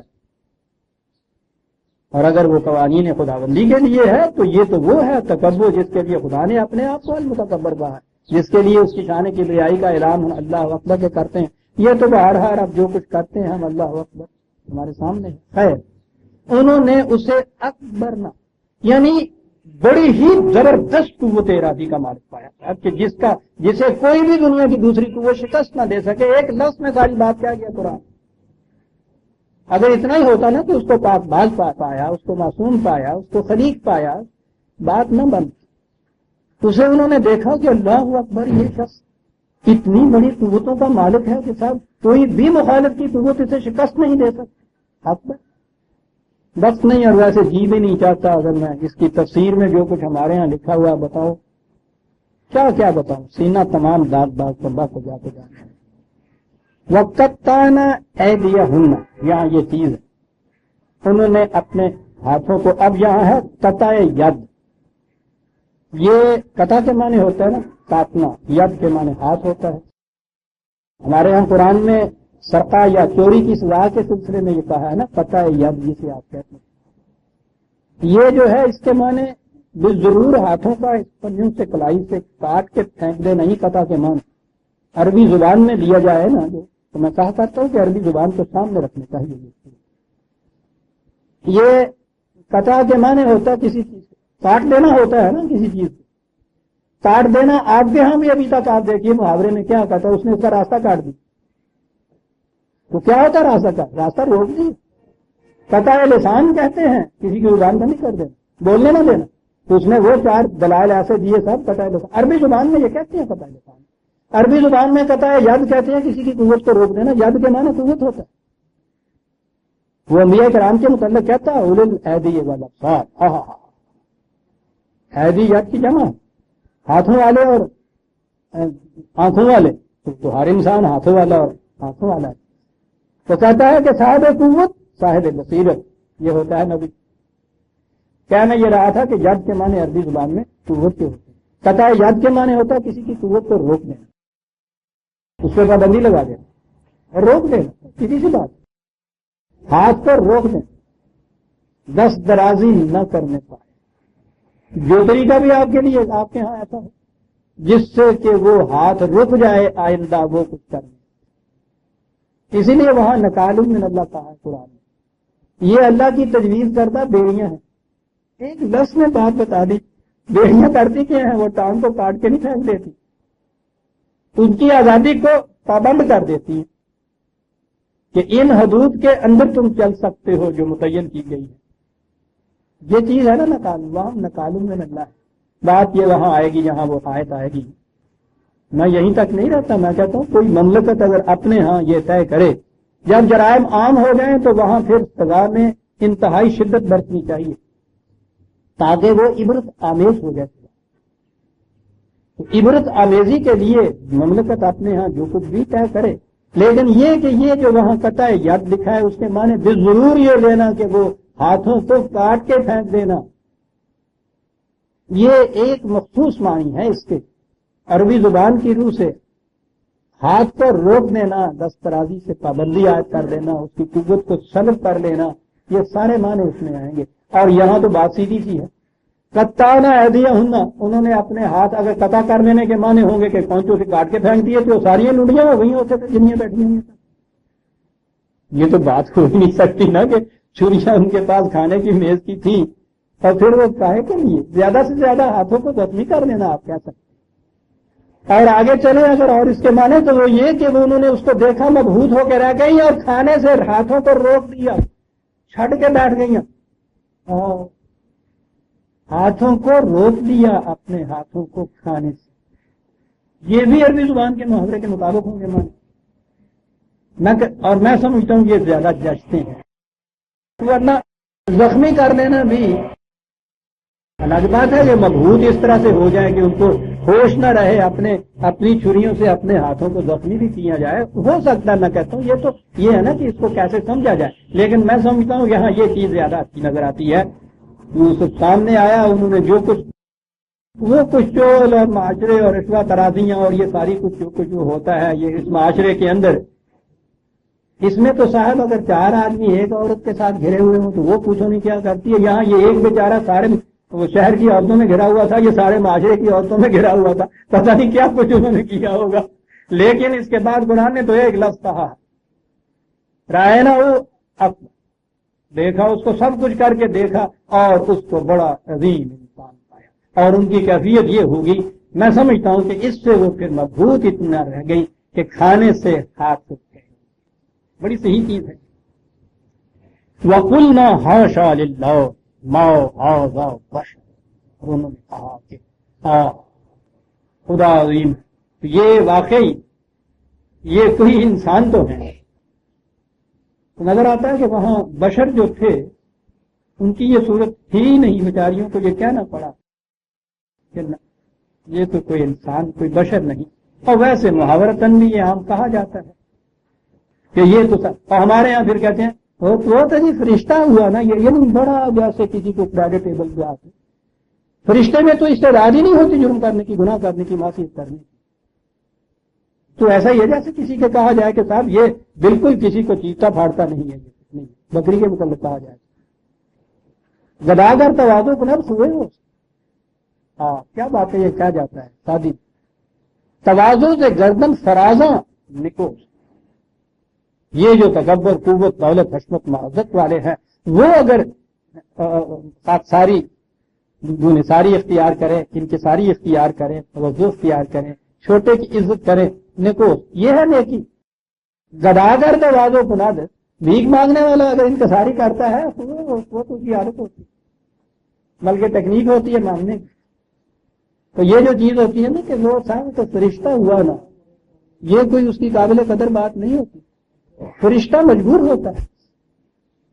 انسان صاحب اختیار ہے، اپنے اختیار کی قوت رکھتے ہوئے ان چیزوں سے باز رہنا جو ہے یہ بڑا اونچا مقام ہے. جی حاشا للہ ما ھذا بشر، یہ تو کوئی انسان نظر نہیں آتا، واقعی بہت اونچا ہے. ان ھذا الا ملک کریم، وہی ہمارا محاورہ، یہ تو کوئی فرشتہ ہے، آدمی نہیں، معزز ہے. قالت فذلکن الذی لمتننی فیہ، انہوں نے کہا دیکھ لیا یہ ہے وہ جس کے متعلق مجھے میڑے مار دیے تو جنہیں تانے دیتی تھی کہ اسے بھی نہ گھسلا سکی، گھر کے نوکر سے بھی نہ یہ کچھ کیا، یہ ہے وہ. فذلک، کیا بات ہے کہنے کی، یہ ہے وہ، دیکھ لیا. وَلَقَدْ رَوَاتُّهُ عَنْ نَفْسِهِ فَاسْتَعْصَمَ، یہ ہے وہی لفظ آسم. میں نے بتیری کوشش کر دیکھی کہ اس کو اس کے ارادے سے پھسلا سکوں. سستا سما، یہ چٹان کی طرح جمع ہوا رہا. یہ ہے وہ. وَلَئِن لَّمْ يَفْعَلْ مَا أَمْرُهُ لَيُسْجَنَنَّ وَلَيَكُونَنَّ مِنَ الصَّاغِرِينَ. لیکن سن رکھو یہ بات، اور یہ بھی سن لے کہ میں کوئی ایسی نہیں، میں بھی اپنے ہٹ کی پکی ہوں، میں ابھی رکنے والی نہیں ہوں، میں پھر وہی کچھ کروں گی. اور اگر اب بھی یہ اپنی ضد کے اوپر اڑا رہا تو پچھلی دفعہ تو میں نے بات چھوڑ دی تھی، معاف کر دیا تھا، اب کہ یہ نہیں ہوگا. اب کے تو اس کو ذلیل کر کے رہوں گی، اب کے اس کو قید میں بھجوا کے رہوں گی. ٹپیکل چیز ہے ان کے سامنے اپنی عزت نفس کو محفوظ رکھنے کے لیے. یہ ہے نا تو اس بات کہ یہ نہ سمجھ لو کہ صاحب مجھ میں قوت ہی نہیں تھی، میں نے چاہا ہی نہیں تھا. یہ ٹھیک ہے، یہ سب کچھ ہے، یہ ٹھیک ہے، پہلی دفعہ وہ ہوا تھا، میں نے جانے دیا، تم نے اب آپ دیکھ لیا نا ہے کیسا. اب اس کے بعد تم یہ دیکھنا کہ میں کیسی ہوں پھر. اور یہ کان کھول کے سن رہا، اب بھی اگر یہ اپنی ضد پہ اڑا رہا تو پھر دیکھو اس کا حشر کیا ہوتا ہے. اس نے یہ گرجتے کڑکتے ہوئے بجلیوں کی طرح یہ کہا، اور جواب سامنے سے اسے نہیں کچھ کہا. قال رب، نگاہیں اوپر گئی، اے میرے دشمن دینے والے، مجھے یہ دھمکیاں دی جا رہی ہیں تو سن رہا. رب سجن احب الی مما یدعوننی الیہ، اے میرے پروردگار، جس چیز کی طرف مجھے یہ بلا رہی ہیں اس کے مقابلے میں جیل میں جانا 1000 درجے بہتر ہے میرے. وہیں کھڑے کھڑے، اور ان سے نہیں یہ کہا. وہ انسا ہوتا تو انا کی لڑائی انا کے ساتھ ہو. یہ کہتی ہو تم پھر مجھے دیکھنا میں کیا کرتا ہوں، انہیں مار کے ذرا بوٹا تو آپ دیں. وہ بات تو انا کی لڑائی ہونا سے ہوتی ہے. وہاں نہیں کہا تمہاری خاطر نہیں جو میں نے یہ کچھ نہیں کیا یا اس کے بعد بھی میں ضد کروں گا، کچھ نہیں. اسے کہا اے میرے نسل دینے والا، اے میرے پروردگار کو دیکھ رہا ہے، کوئی بات ہی نہیں، میرے لیے قید میں چلے جانا 1000 درجے بہتر ہے اس سے مما یدعوننی. یہ یہاں کا جمع کا صیغہ ہے. پھر نظر آ گیا کہ یہ ساری عورتوں کے متعلق کہا جا رہا ہے، تو وہ ان کا مگر یہ سامنے آیا نا کہ یہ اکیلی نہیں ہے کچھ کر رہی تھی. ان سب نے جو مل کے اب یہ جو کچھ ایک متا پکایا ہے اس قسم کا، جو کچھ بھی یہ اس کے بعد کرے گی، جمع ہے جہاں آ گیا، ایک عورت نہیں، یہ سب مل کے جو کچھ کرنا چاہتی ہیں اس کے مقابلے میں جیل میں جانا 1000 درجے بہتر سمجھتا ہوں.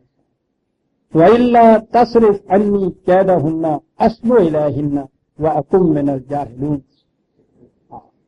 اس سے کہ فی الواقعہ اگر تو مجھے اس کی توفیق نہ دے، عزیزان من پھر لفظ ہے، قیدہ ہننا تو وہی ہے ان کی مکر سے بچنے کے لیے. اگر یہ چیز اگر تیری طرف سے نصیب نہ ہو یہ توفیق تو پھر تو انسان اتنا کمزور ہے. لفظ ہے اسبو الیہن. میں نے عرض کیا کہ عربی زبان میں ایک بات کہنے کے لیے سینکڑوں الفاظ ہوتے ہیں. انتخاب ہے قرآن کا. اسبو سبین بچے تو کہتے ہیں کہ اگر یہ چیز توفیق نہ ہوتی جو کچھ کہ مجھے بہلا پتلا رہی تھی تو یہ میرا علم میری حکمت میری بڑا ہونا یہ سارا کچھ میرا ریزن یہ سارا کچھ چھوڑ کے میں بالکل بچوں جیسی حرکتیں کرنے لگ جاتا ہوں. بچے کی حرکت کیا ہوتی ہے؟ وہ ایک کھلونے پہ ریجھ جاتا ہے اور پھر اس وقت کوئی کی بچے میں تو ریزن نہیں ہوتا, اقدار نہیں ہوتی, حدود نہیں ہوتی, صرف جذبہ ہوتا ہے. جی میں آیا کہ یہ کھلونا میں نے لینا ہے. اب اس کے بعد صاحب اگر وہ ماں بیچاری پیسے نہیں ہے یا وہاں وقت نہیں ہے آگے کھینچتی ہے, وہ ضد میں کھڑا ہوا وہاں رو رہا ہے, ایڑیاں گھس رہا ہے, چیخ رہا ہے, لینا ہے, اس چاند کو اس کرسیا کے اندر ڈالو, وہ ڈالا جائے گا اس کے اندر. ان ریزنیبل ہونے کی انتہا ہو جاتی ہے. بچہ صرف جذبات کا اتباع کرتا ہے, ریزن اس میں نہیں ہوتا, پابندی نہیں ہوتی اپنے اوپر کسی قسم کی. اس جذبے کی جب تک تسکین نہیں کرتے اس وقت تک وہ دہائی دیتا چلا جاتا ہے. ایک لفظ چیز کہی کہ اگر یہ بات نہ ہو تیری طرف سے, یہ برہان نہ ہو تیری طرف سے, یہ اقدار نہ ہو, یہ خیال نہ ہو, تو اس کے بعد تو پھر حالت جو ہو جاتی ہے بچے کی سی ہو جاتی ہے کہ صرف جذبات کے پیچھے چلنا ہے, کوئی ریزن نہیں, کوئی لا نہیں, کوئی قانون نہیں, کچھ نہیں. اگر یہ چیز تیری طرف سے نہ ہوتی میں بالکل یہ کچھ کرنے لگ جاتا. یہ کہہ کے کہ کیفیت ایک بچے کی سی ہو جاتی ہے, کتنی بڑی بات ہے. خالص جذبات کا اطلاع دیا وَأَكُن مِّنَ الْجَاهِلِينَ. پھر وہاں یہ صورت ہوتی, مجھ سے کہا جاتا کہ سب کچھ دیکھتے بھاگتے تیری کیفیت یہ ہو گئی, سب کچھ ہی بھول گیا تو. بچہ تو سب کچھ ہی بھول جاتا ہے نا اس وقت جب اس کے سامنے کھلونا آ جاتا ہے. میری کیفیت یہ ہو جاتی, لیکن میں تجھ سے تعریف مانگتا ہوں. فَاسْتَجَابَ لَهُ رَبُّهُ. اس نے اس خلوص سے یہ توفیق خداوندی مانگی, اور جو اس خلوص سے یہ توفیق مانگتا ہے ہم تو فوراً اس کو توفیق دیتے. سن لیا اس کے خدا نے اس کی یہ بات. فَصَرَفَ عَنْهُ كَيْدَهُنَّ. جتنے بھی انہوں نے تدبیریں مکاریاں وہ کی تھی یہ سب سے بچ گیا صاحب. إِنَّهُ هُوَ السَّمِيعُ الْعَلِيمُ.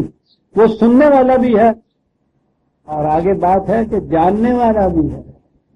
یہ کہنے والا یہیں سے کہہ رہا ہے یا یہاں سے بات نکلتی ہے؟ بڑا ڈاٹا ہے بھائی صاحب. صرف سننے والا ہوتا تو ہزاروں لاکھوں اس کو پھسلا کے ادھر کا ادھر ہو جاتے تھے. صرف سنانے کے لیے 10-10 لاکھ کا گروہ اس کے گھر میں کھڑا ہو کے باوضو اس عرفات کے میدان میں دعائیں مانگ رہا ہے نا 25 سال سے کہ یہ ساتھ جو اتنی سی مملکت بن گئی ہے اس کا بیڑا غرق کر, یا اللہ تباہ کر, اس کو ہو رہا ہے نا. اگر وہ صرف سننے والا ہوتا تو واقعی پہلی دفعہ یہ معاملہ جو تھا سب ٹھیک ہو جاتا. علیم بھی تو ہے صاحب, وہ جانتا ہے اندر دلوں کے اندر کیا ہے. یہ یہاں کچھ کرنے کے بعد ان سب نے اٹھ کے اپنے اپنے گھروں کی طرف چلے جانا ہے. ورنہ یہ 10 لاکھ کہیں یہاں جو یہ کہہ رہا ہے اگر یہ دل کے ارادے سے کہہ رہا ہوتا تو اسی وقت اٹھ کے ادھر کا رخ کر لیتا. ان کے یہاں سے چلنے سے پہلے وہ خالی کر کے چلے جاتی اس مملکت کو. یہ سیلاب بے پناہ جو تھا اس کا کوئی مقابلہ کر سکتا ہے؟ سمیع علیم. ثم بدا له من بعد ما رأوا الآیات لَيَسْجُنَنَّهُ حَتَّى حِينٍ. یہاں پھر مہذب معاشرے کی ایک بات کہہ گیا ہے کہ سب کچھ ان لوگوں نے جان بھی لیا.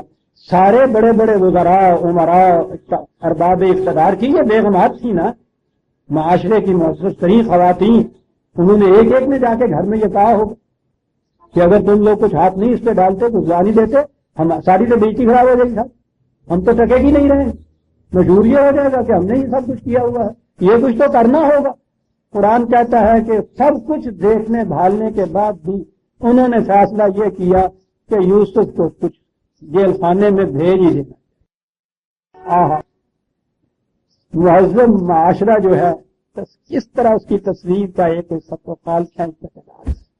مار راول آیا کھلے طور پر دیکھ لیا, رہا ہے دیکھ لیا یہ کچھ کہ یہ واقعی سب کچھ بناوٹ ہے ان کی, وہ بڑا ہی پاک باز ہے, اس کے خلاف کچھ نہیں. لیکن پھر بھی سوچا یہ کہ تقاضائے مصلحت یہی ہے حتیٰ ہی کچھ وقت کے لیے ہی صحیح، یعنی یہ تو ہے نہیں کہ جرم ثابت ہو گیا تو 3 سال کی سزا اس کی ہے مقرر وہ کی ہے، بات تو اتنی سی تھی کہ بات رکھنی ہے ان کی حتیٰ ہین قرآن، یہ کیا بات کیا جاتا ہے، متعین نہیں، جرم متعین ہو تو سزا متعین ہوتی ہے نا، تھوڑے سے وقت کے لیے صحیح ٹھیک ہے، بھیج دو ان کو، یہی اچھا ہے، بھیج دیا۔ اور یہاں سے پھر اس پروگرام کی اگلی کڑی شروع ہوئی، جیسا کنعان کی چراگاہوں سے مصر کے محلوں میں آنا اس عظیم پروگرام کی ایک پہلی منزل اور کڑی تھی، اسی طرح سے ان محلوں سے قید خانے میں جانا جو تھا پھر اس پروگرام کی اگلی کڑی تھی۔ وہاں کیا ہوا اسے ہم آئندہ درس پہ اٹھا رکھتے ہیں، وقت ہو گیا ہے۔ سورہ یوسف کی آیت 35 تک ہم آ گئے، 36 آیت سے آئندہ لیں گے۔ ربنا تقبل منا انک انت السمیع العلیم۔